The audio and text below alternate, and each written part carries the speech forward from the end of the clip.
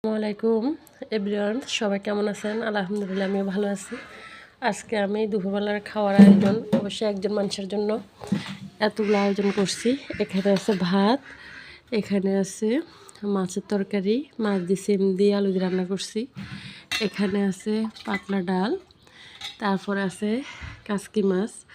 আসলে একজন মানুষের জন্য অনেকগুলো আইটেম তৈরি করছি। তবে আমি যে কালকে রাত্রে পায়ে মরে যাওয়ার মতো হয়েছিল, কারণ আমার খুব খিঁচানির মতো আসছিল। তারপরে মাছগুলো প্রায় রাত্রে 10টা বাজে কাটাকুটা শেষ করছি। তবে অনেক কষ্ট হয়েছে। আমি মনে করি নাই যে মাছগুলো আমি কাটে শেষ করতে পারবো, কারণ আমার কাছে কেউ ছিল না, শুধু আমি একাই ছিলাম। সবাই কাজকর্ম নিয়ে ব্যস্ত ছিল, আর আমি একাই ঠান্ডা নিয়ে বসেছিলাম। তারপরেও আলহামদুলিল্লাহ কাজগুলো সম্পূর্ণ হয়েছে। এরপর এখানে আছে শুটকি, লোটে শুটকি দিই রসুন।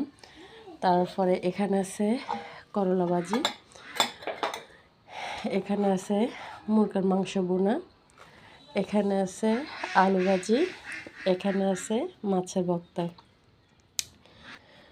আমরা আসলে হাজার কষ্ট নিয়েও যে যা খাইতে চায় তার জন্য ওই রকমের রান্না করি। আসলে আমাদের কষ্টগুলো কোনো মানুষই বুঝতে চেষ্টা করে না।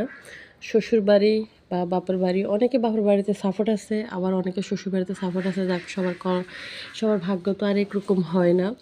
সবার ভাগ্য সোনার চামচ জন্ম নিয়েও আসে না। ঠিক সেরকম আমার কোনো সাইডে নাই। কারণ যখন আমি কালকে আমার রাত্রেবেলা অনেক কষ্ট হয়েছিল, তবে আমাকে সাহায্য করার মতো কেউ ছিল না। না ছিল স্বামী, না ছিল শ্বশুর শাশুড়ি, আসলে কেউ ছিল না। আমার কষ্টটা আমি একে অনুভব করেছি। তারপর আমি আজকে সকালবেলা প্রায় 6টা বাজে রান্নাঘরে ঢুকছি, কারণ একটা রুটির পরে ভাজির পরে সবজি, একটা আইটেম তৈরি করতে অনেক সময় লাগে। তো যাক, আলহামদুলিল্লাহ, যার জন্য এত কষ্টগুলো করছি সে খায় যদি অবশ্যই তৃপ্তি পায়, তাহলে আমার কাছে ভালো লাগবে। কারণ আমার শরীর খুবই অসুস্থ ছিল। তারপর আমি যতটুকু পারছি ততটুকু করছি, আলহামদুলিল্লাহ।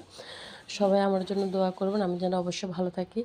আর সবাইকে অবশ্যই মন প্রাণ দিয়ে নিজের করে আপ্যায়ন করতে পারি। আমি নর্মাল ফ্যামিলি, অবশ্যই নর্মাল ফ্যামিলি না, যতটুকু আছে ততটুকুই আচ্ছা, তার চেয়ে আর বাড়তিও চাই না, তার চেয়ে আবার কমও চাই না।